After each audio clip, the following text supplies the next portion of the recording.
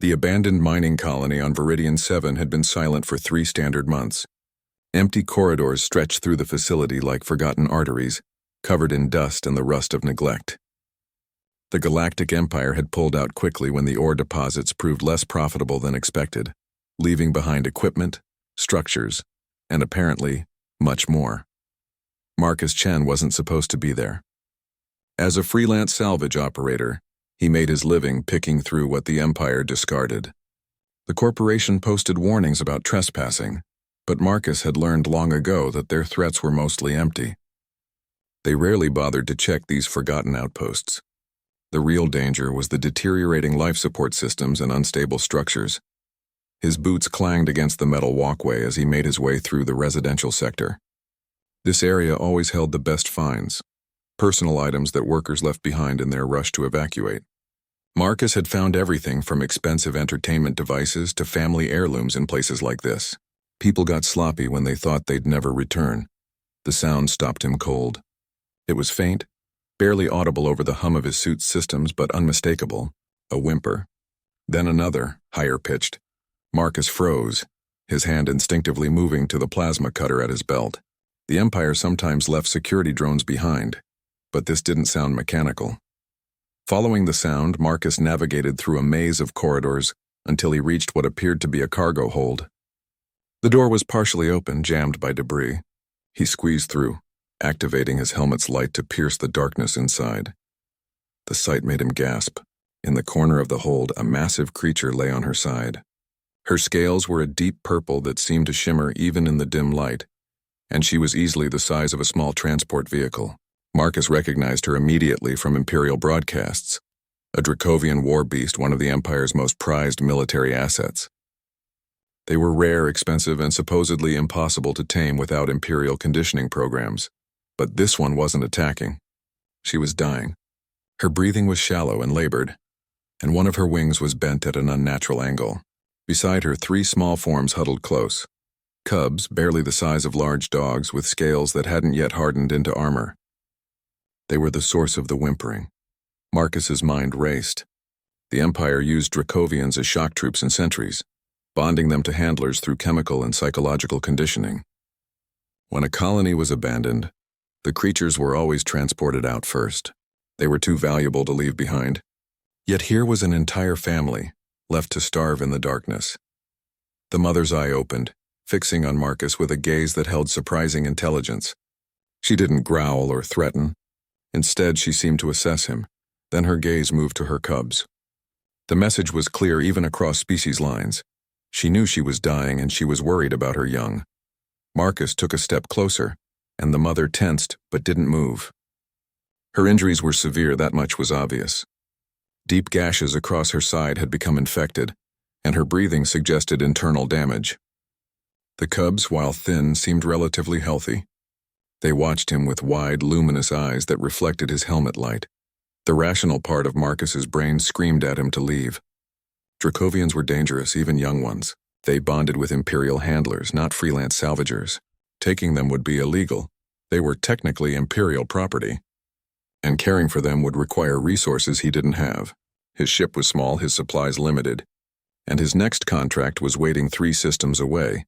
But as the mother's breathing grew more ragged and one of the cubs let out a pitiful cry, Marcus found himself unable to turn away.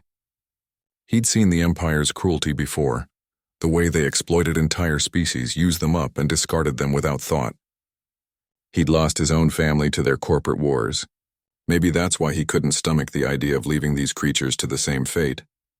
Marcus knelt slowly, keeping his movements non-threatening. The mother watched but didn't react aggressively. Up close, he could see the extent of her injuries. She'd fought hard to protect her cubs, probably against whatever had caused the colony's evacuation. The wounds were days old, maybe weeks. She'd kept her family alive this long through sheer will. The ship, Marcus thought. He could get them to his ship. His medical supplies were basic, designed for human emergencies, but he had antibiotics, pain relievers, and a stasis pod for emergencies. It wouldn't save the mother. Her injuries were too severe, but it might ease her passing. And the cubs? He could figure something out for the cubs. Making his decision, Marcus stood and backed toward the door. The mother's eye followed him, and he could have sworn he saw understanding there. He spoke, knowing she probably couldn't understand his words, but hoping his tone conveyed his intention. "I'm going to help. Just wait here. I'll be back." He ran back to his ship, his mind already planning. The cargo bay could be converted into a temporary habitat. He had protein rations that might work for carnivores. His route would have to change. He'd need to find a planet with proper veterinary facilities. Someone who knew about Dracovian physiology. As Marcus gathered supplies and prepared the medical stasis pod, he realized he was committed to a path that would change everything. The Empire didn't take kindly to theft of their property, even abandoned property. And Dracovians weren't pets. They were intelligent, powerful creatures with their own needs and nature. But when he returned to the cargo hold with a gravitic stretcher and medical supplies, and saw the mother's eye fix on him again with that same desperate hope, Marcus knew he couldn't do anything else. Sometimes the right choice wasn't the safe one. Sometimes it was just the human thing to do. The mother made a low rumbling sound, and the cubs, sensing something changing, pressed closer to her. Marcus activated the stretcher and began the careful process of moving them. He had no idea what he was getting himself into, but he was already too far in to turn back. The galaxy was about to become a much more complicated place for one freelance salvager and 3 orphaned war beasts. The journey back to Marcus's ship, the Wandering Star, took nearly 2 hours. The mother Dracovian was massive, and even with the gravitic stretcher, maneuvering through the colony's damaged corridors proved challenging. The cubs followed, their small claws clicking on the metal floors, occasionally stopping to chirp nervously when their mother was out of sight. Marcus had to stop several times to rest, not from physical exhaustion, but from the weight of what he was doing. Each step took him further into territory he'd never imagined. He was a salvager, someone who existed in the margins of society, picking up the scraps the Empire left behind. Now he was stealing Imperial military assets. The punishment for that could range from hefty fines to imprisonment, depending on how vindictive the local authorities felt. When they finally reached the Wandering Star, Marcus activated the cargo bay doors. The ship was old, a converted transport vessel he'd bought at auction 5 years ago. She wasn't pretty, but she was reliable, and more importantly, she was paid for. The cargo bay was barely large enough for his usual hauls, let alone a dying war beast and her offspring. Marcus carefully guided the stretcher inside, positioning the mother in the center of the bay. The cubs scrambled in after her, immediately curling against her side. Their scales made soft scraping sounds against her larger ones, a sound that might have been comforting if the circumstances were different. The medical stasis pod was designed for humans, but Marcus managed to adapt it. The technology was universal enough: slow the metabolism, ease the pain, give the body time to heal. Except in this case, there would be no healing. The mother's injuries were catastrophic, but at least she wouldn't suffer. As he set up the equipment, Marcus found himself talking to her. "I don't know if you understand me," he said, attaching the medical sensors as gently as he could. "But I'm going to make this easier, and I promise I'll take care of them. I don't know how yet, but I will." The mother's eye, which had been growing dimmer, focused on him again.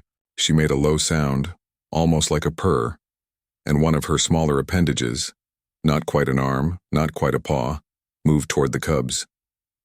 The gesture was universal. Protect them. Marcus activated the stasis field, and the mother's breathing immediately eased. The pain lines around her eyes smoothed out. She would slip away peacefully now over the next few hours or days. The cubs seemed to sense the change and pressed closer, their whimpers quieting. With the immediate crisis handled, Marcus slumped against the bay wall and pulled off his helmet. The reality of his situation crashed over him like a wave.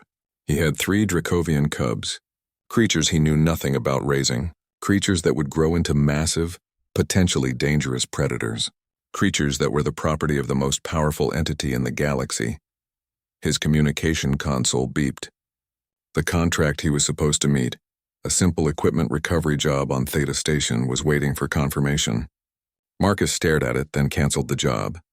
He'd lose the deposit and probably the client's future business, but none of that mattered now. Everything had changed the moment he decided to help. The cubs, seemingly exhausted from stress and hunger, had fallen asleep against their mother.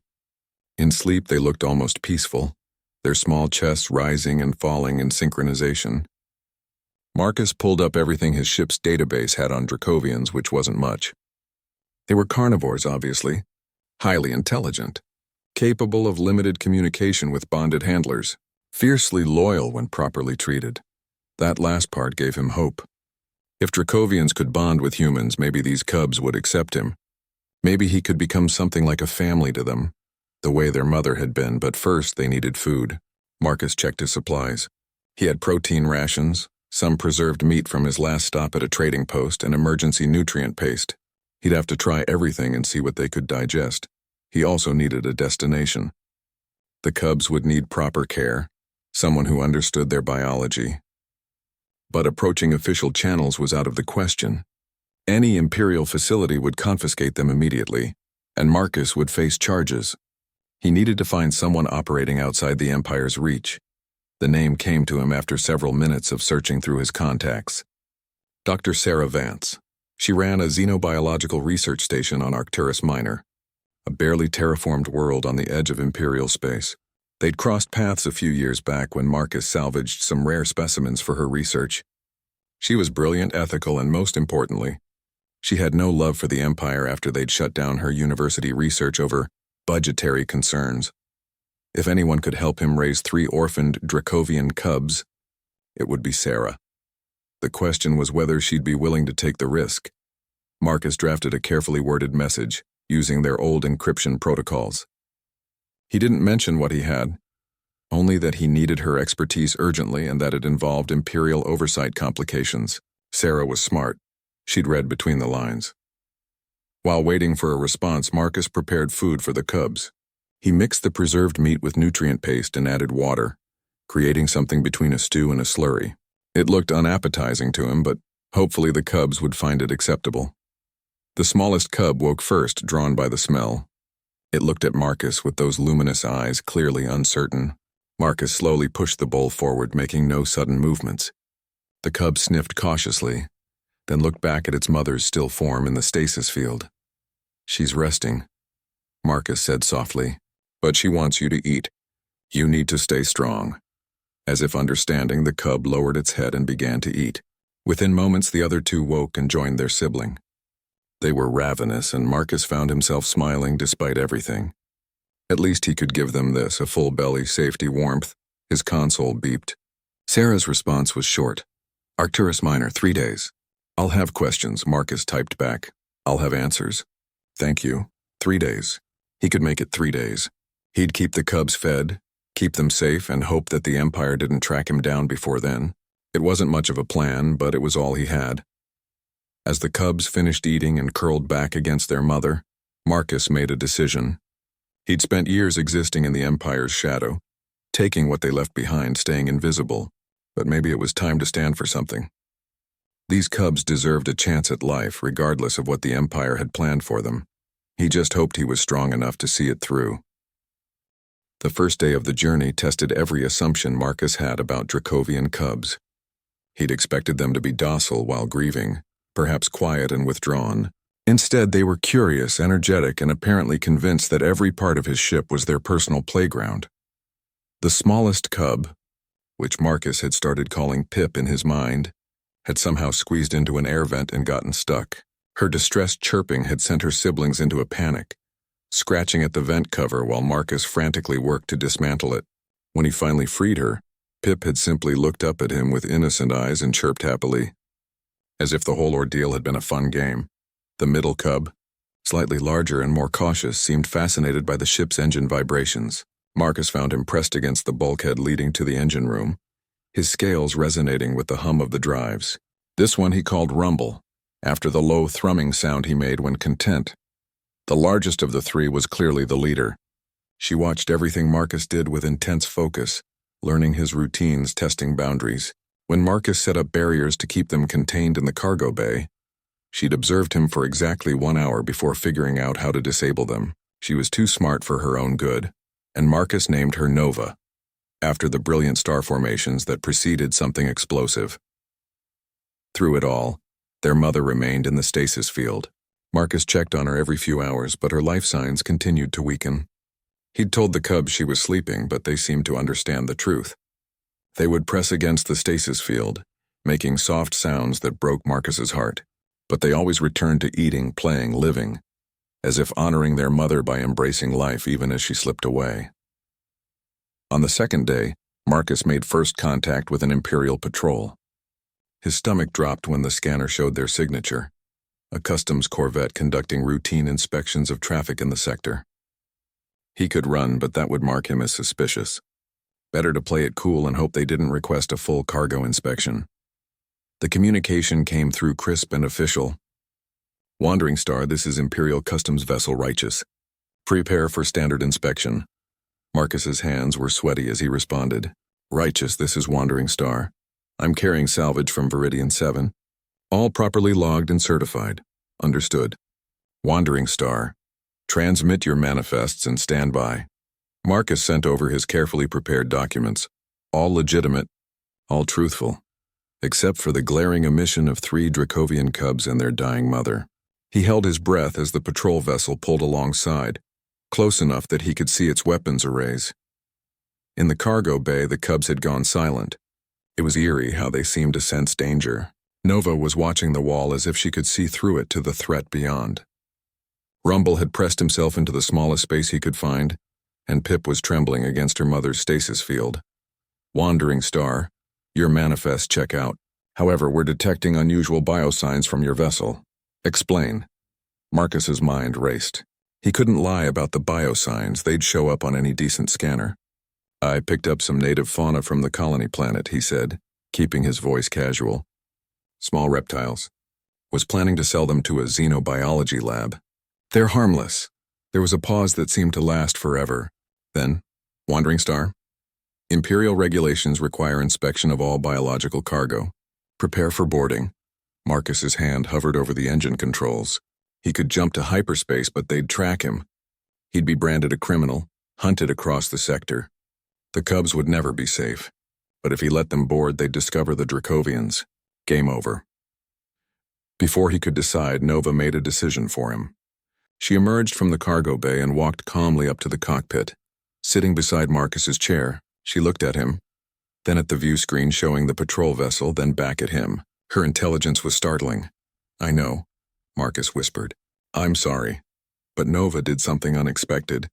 She opened her mouth and made a sound he'd never heard before, a complex series of chirps and thrums that seemed almost like speech.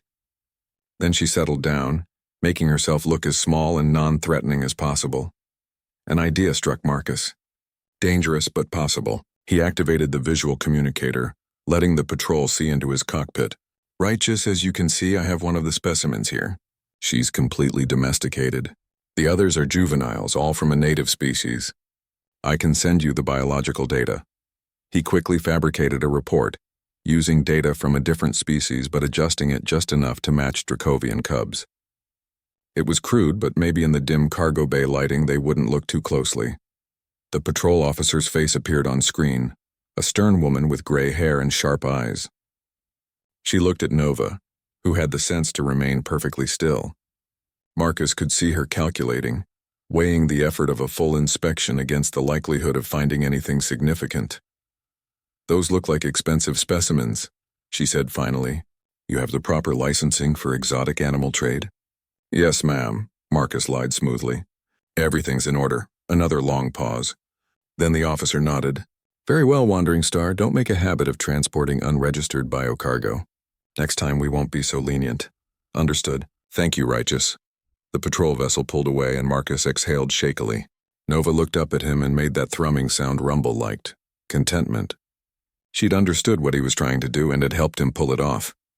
You're too smart, Marcus told her, scratching gently behind her head scales. Nova leaned into the touch, a gesture so dog-like it made Marcus smile. The rest of the journey passed without incident. Marcus fell into a routine with the cubs, feeding them, cleaning up their messes, playing with them when they got too energetic. They were learning to trust him, and he was learning to understand them. Each had distinct personalities, distinct needs. Pip was the sweetest, always seeking affection, curling up in his lap when he sat down. Rumble was the thinker, watching and learning, figuring out how things worked. Nova was the protector, constantly checking on her siblings, making sure everyone was safe. On the third day, as Arcturus Minor came into view, Marcus checked on their mother one final time. Her readings had flatlined during the night. She'd passed peacefully without pain. The cubs seemed to know. They gathered around the stasis field, making soft sounds that might have been farewell. Marcus gave them time, then gently guided them back to the cargo bay's living area. "She loved you," he told them, even though he'd only known her for 3 days. "She fought to keep you alive.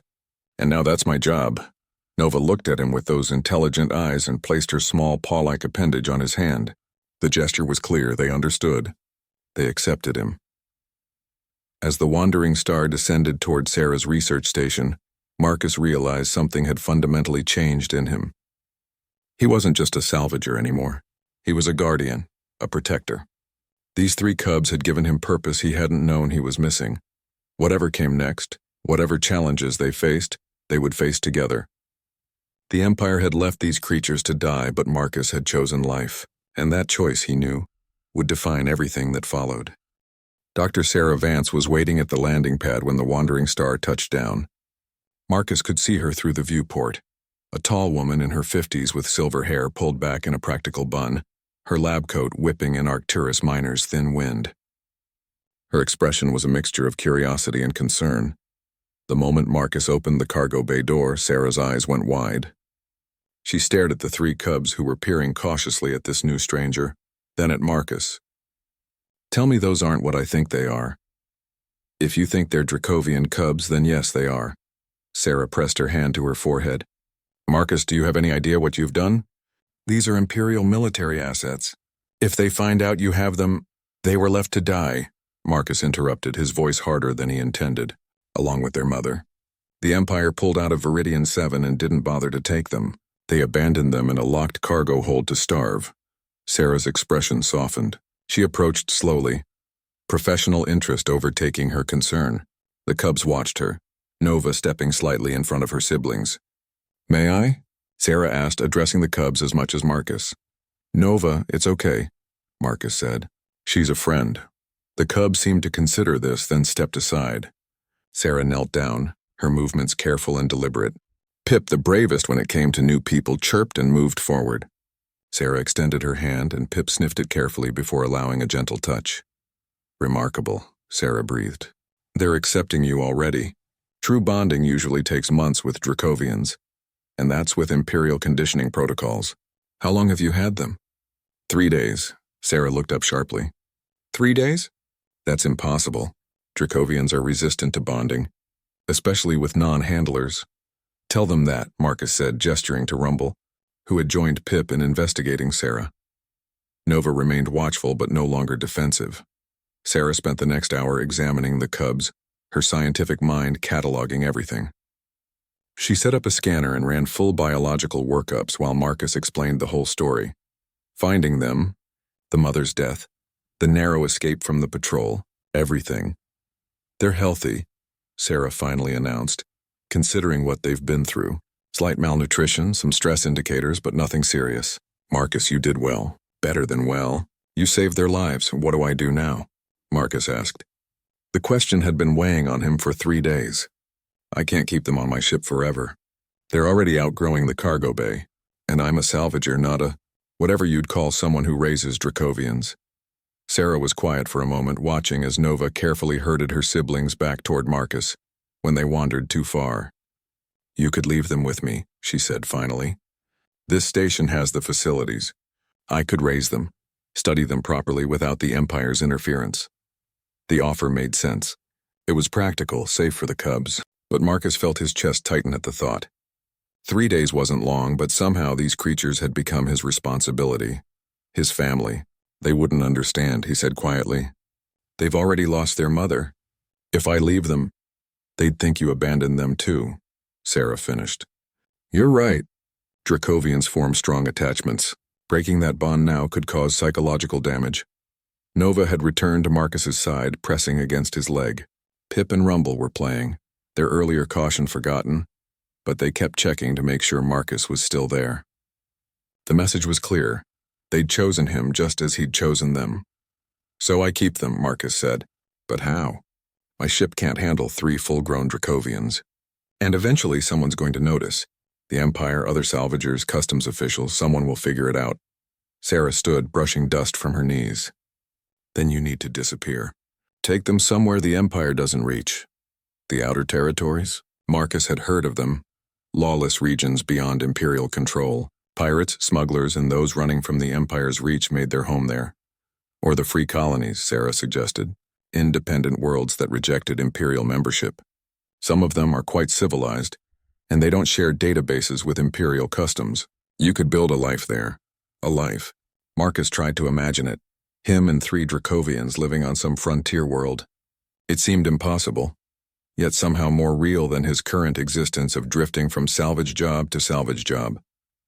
You'd need supplies, Sarah continued, her mind already working through the logistics. Food, medical equipment, training materials. Dracovians are intelligent, they need mental stimulation, and as they grow, they'll need space. Lots of space. I have some savings, Marcus said. Not much, but enough to get started. I can help with supplies, Sarah offered. And information. I have contacts in the free colonies, people who might be sympathetic to your situation. But Marcus, you need to understand this is permanent. Once you take them beyond Imperial space, you can't come back. Not without risking everything, Marcus looked at the cubs. Pip had fallen asleep against Rumble, both of them curled in a patch of sunlight from the station's skylights. Nova was watching him, her gaze steady and trusting. These creatures had chosen to trust a stranger when they had every reason to fear. How could he do any less? I understand, Marcus said. We'll go to the free colonies. All of us. Sarah smiled, though her eyes were sad. You're a good man, Marcus Chen. The galaxy needs more like you. She turned to her lab. Come on, we have a lot to prepare and not much time. The Empire monitors all traffic in this sector. The sooner you leave, the safer you'll be. Over the next 2 days, Sarah worked tirelessly to prepare Marcus for his new life. She loaded his ship with supplies, specialized food for growing Dracovians, medical equipment, training manuals she'd acquired through her research. She even managed to modify his cargo bay, installing environmental controls that would keep the cubs comfortable as they grew. But more than the supplies, Sarah gave Marcus knowledge. She taught him about Dracovian psychology, their needs, their behaviors. How to recognize signs of stress or illness. How to establish boundaries while respecting their intelligence and autonomy. How to train them not through dominance but through trust and cooperation. Remember, Sarah said on their last evening, Dracovians aren't pets. They're partners. The Empire treats them as weapons, but that's not what they are. They're thinking, feeling beings. Respect that and they'll be loyal to you for life. Nova, who had been listening to their conversation, made that complex series of sounds Marcus had heard before. Sarah's eyes widened. Did she just... She does that sometimes, Marcus said. I think she's trying to talk. Marcus, that's proto-speech. Dracovians don't develop that until adolescence, and only with extensive training. She's trying to communicate with you in your language. Marcus looked at Nova with new appreciation. She looked back, and for a moment, he felt like he could almost understand what she was trying to say. Something about family, about trust, about moving forward together. The next morning, as Marcus prepared to depart, Sarah gave him one final gift, a data chip. This contains everything I know about Dracovians, plus contacts in the free colonies. Use it wisely. Marcus hugged her, surprising them both. Thank you. For everything. Take care of them, Sarah said, her voice thick with emotion. And take care of yourself. You're doing something important, even if the Empire would never recognize it. As the wandering star lifted off, Marcus looked back at Arcturus Minor, wondering if he'd ever see Sarah again. Then he looked at the 3 cubs in his cargo bay, Nova alert and watchful, Rumble examining the new equipment with curiosity. Pip already curled up for a nap, and knew he'd made the right choice. They were heading toward the unknown, toward a future without the Empire's shadow. It was terrifying and exhilarating in equal measure. But as Nova came to sit beside him in the cockpit, her presence steady and reassuring, Marcus felt something he hadn't felt in years. Hope. The free colonies existed in the spaces between, worlds that had rejected Imperial membership or never been claimed in the first place. Marcus's destination was Kepler's Haven, a terrestrial planet in the outer rim that Sarah's contacts had recommended. It had breathable air, stable government, and most importantly, a strict policy of non-cooperation with Imperial authorities. The journey took 2 weeks through rarely traveled hyperspace routes. The Cubs grew noticeably during that time, their scales hardening, their movements becoming more coordinated. Nova had taken to spending hours in the cockpit with Marcus, watching the stars, seemingly fascinated by navigation. Rumble had discovered the ship's entertainment library and would watch educational videos for hours, absorbing information with startling speed. Pip remained the most affectionate, but she was developing her own interests, particularly in the ship's systems and mechanics. They were learning, adapting, becoming more than Marcus had imagined possible. And they were teaching him too, patience, responsibility, what it meant to be trusted by something wild and wonderful. When Kepler's Haven finally appeared on the view screen, Marcus felt his shoulders relax for the first time in weeks. The planet was beautiful, swirling clouds over green continents, 3 small moons visible even from orbit. It looked like a place where they could build something real. The port authority's greeting was refreshingly casual compared to Imperial efficiency. "Wandering Star, welcome to Kepler's Haven. State your business and cargo." "Requesting permanent residency permit," Marcus replied. "Cargo is personal effects and 3 companions." "Companions?"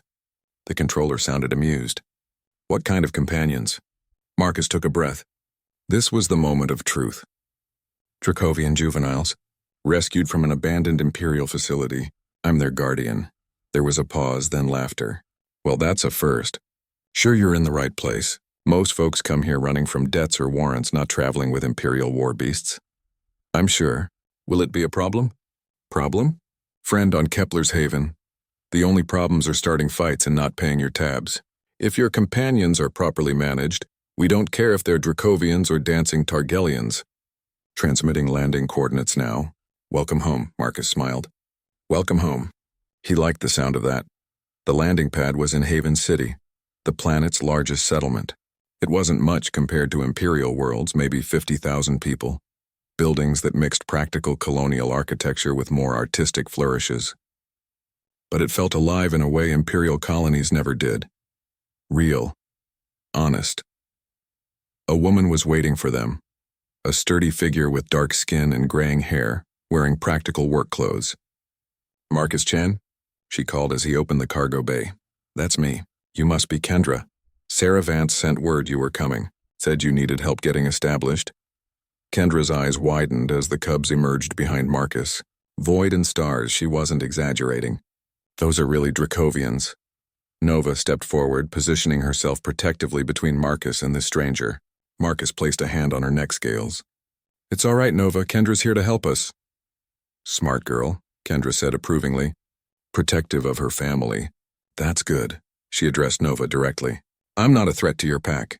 Just here to help you find a home." Nova seemed to consider this, then relaxed slightly. Kendra nodded with satisfaction. "You've done well with them. Most folks don't understand that Dracovians need respect, not domination. The Empire's conditioning breaks them, makes them weapons instead of beings. You know about Dracovians?" Marcus asked. "I used to work for the Empire's Xenobiology division. Quit when I saw how they treated the creatures in their care. Came here to do things right." Kendra gestured toward a large transport vehicle. "I found you a property outside the city. 40 acres, mostly open space. Old homestead that needs work, but the bones are solid. Perfect for a growing family." The property exceeded Marcus's expectations. Rolling grassland stretched toward distant hills with a cluster of buildings at the center. A main house, several outbuildings, and what looked like old stables. The previous owners had apparently raised livestock before retiring off-world. Now it stood empty, waiting for new life. The Cubs exploded from the transport the moment it stopped, racing across the open ground with joy Marcus had never seen from them. Even cautious Rumble joined in, all 3 of them running, leaping, testing their wings in the open air. On the ship, they'd been confined. Here, they could finally be what they were meant to be. They needed this, Kendra said, watching them. Dracovians are meant to fly, to hunt, to roam. The Empire cages them, but you're giving them freedom. Over the following weeks, Marcus threw himself into building their new life. The homestead required extensive repairs, but the work felt good, purposeful. He fixed the roof, reinforced the outbuildings, and converted the largest stable into a proper shelter for the Cubs. with high ceilings and room to grow. The cubs helped in their own ways. Nova would carry tools in her mouth, learning to understand what Marcus needed before he asked. Rumble discovered he could use his emerging fire breath to weld metal, and took pride in helping with repairs. Pip's smaller size let her access spaces Marcus couldn't reach, retrieving dropped items or checking for damage in tight spots. They were becoming a team, each contributing their strengths. And they were learning at an astonishing pace. Nova's proto-speech developed into actual communication. Simple concepts at first, then more complex ideas. She couldn't form human words, but her combinations of sounds began to carry clear meaning. Safe, family, home. Rumble learned to read, spending hours with Marcus's data tablets, absorbing everything from mechanical engineering to xenobiology. His understanding of how things worked became invaluable. When the water purification system failed, Rumble examined it, made those thoughtful sounds he was known for, then showed Marcus exactly where the problem was. Pip developed an unexpected talent for music. She discovered Marcus's old audio collection and became fascinated by rhythm and melody. Soon she was creating her own sounds, harmonizing with recordings, even composing in her own way.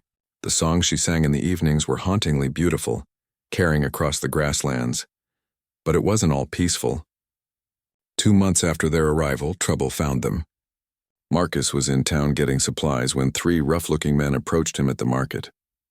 Their leader, a scarred man named Voss, spoke with barely concealed hostility. "Heard you got yourself some exotic pets out at the old homestead. Dracovians, people say." Marcus kept his expression neutral. "I have companions, yes." "They're family." "Family," Voss laughed. "Those things are worth a fortune to the right buyers. Empire would pay premium to get their property back. Or maybe the fighting pits on Ganymede Station. Dracovian matches bring big crowds.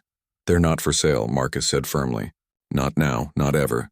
Voss stepped closer, his breath sour. "Wasn't asking, Salvager. You're new here, so I'll explain how things work.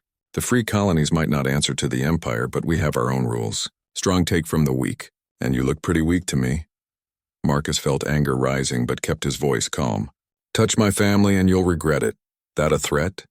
Voss grinned. "I like you. Got spine, but spine doesn't stop blaster fire. Think about my offer. I'll be back in 3 days for your answer." Marcus finished his shopping quickly and headed home, his mind racing. He'd hoped they could live quietly, but apparently the free colonies had their own predators. People who saw the cubs as commodities rather than beings. When he arrived home, Nova was waiting at the property line, agitated.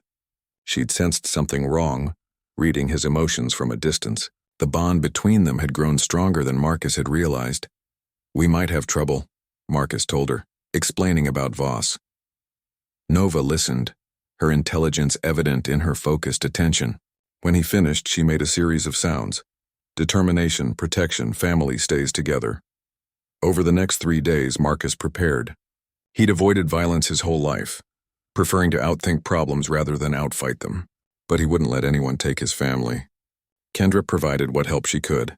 Advice, contacts with local security, even some defensive equipment. But she was realistic. "Voss is dangerous.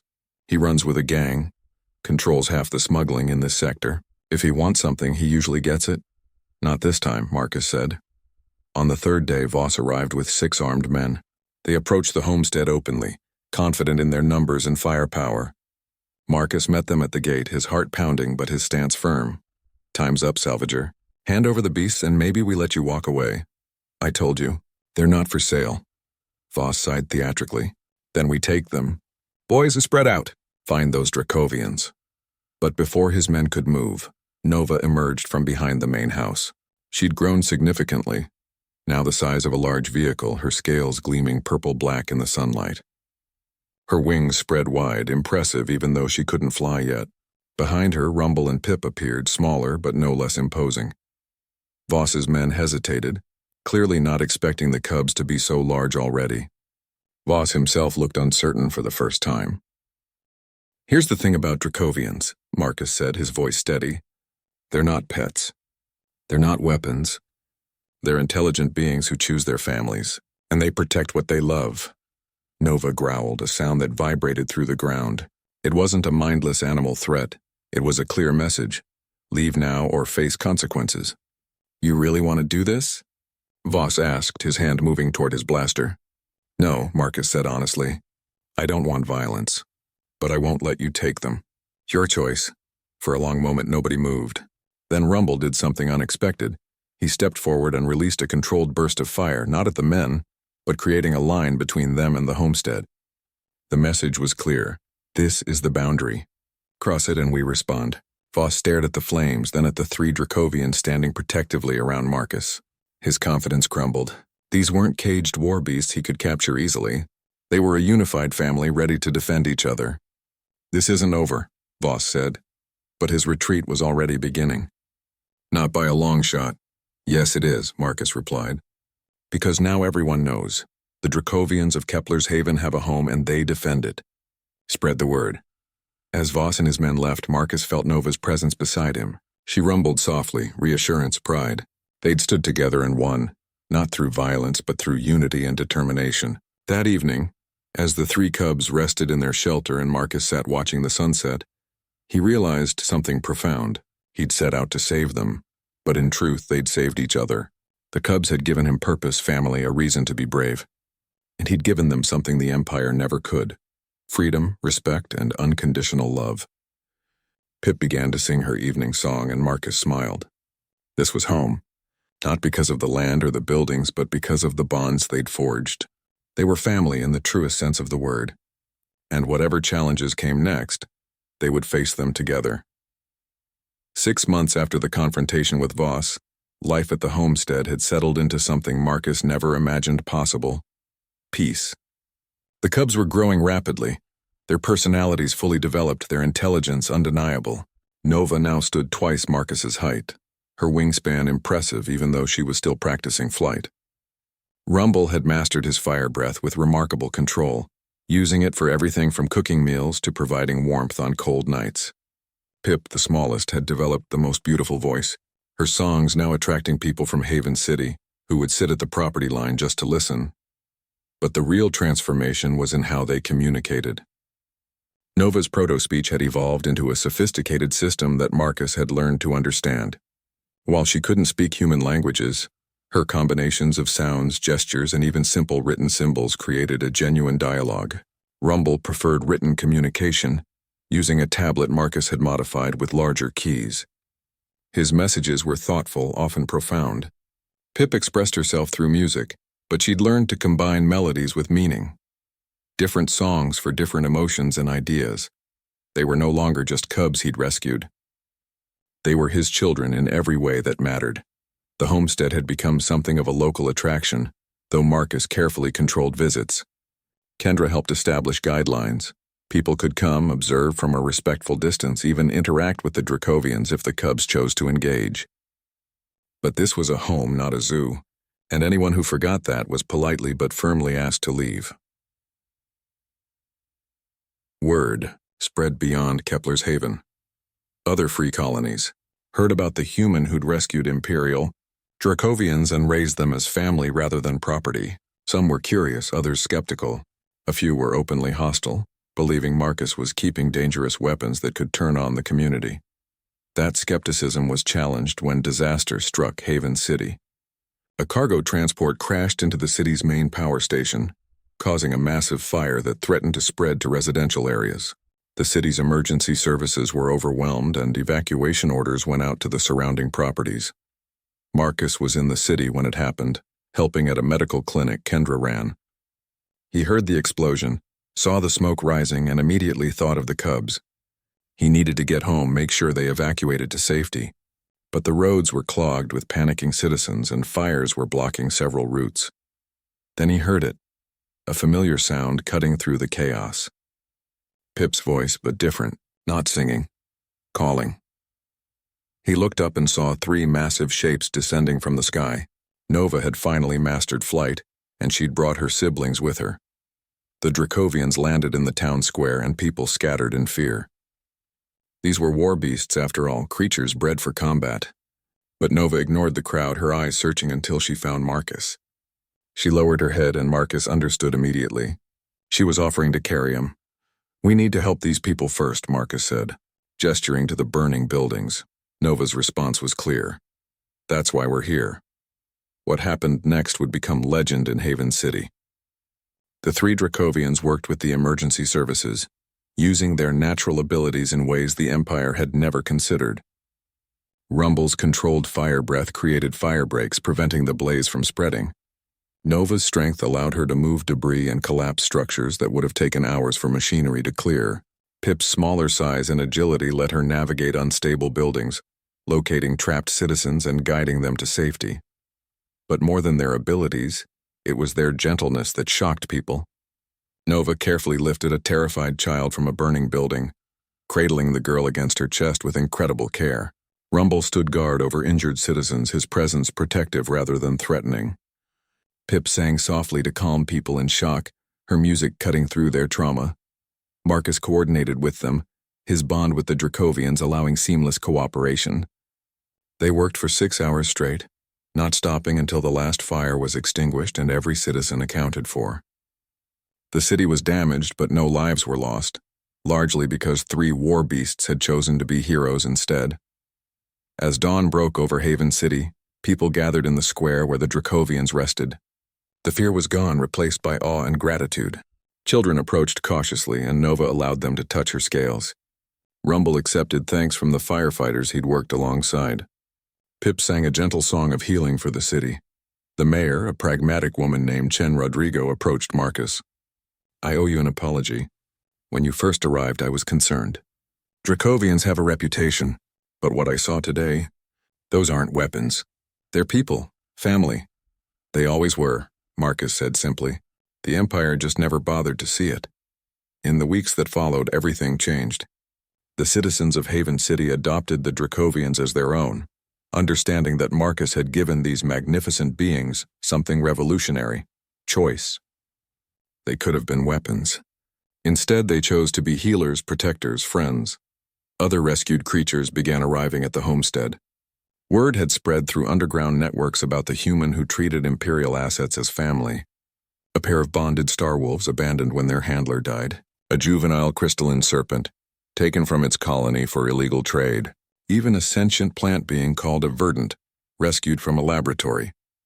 Marcus's homestead became a sanctuary, a place where beings discarded by the Empire could find respect and family. And the Dracovians were at the heart of it, using their size and strength to protect, their intelligence to teach, their compassion to heal. Nova, especially, seemed to understand the bigger picture. She began advocating, for rights for all sentient beings.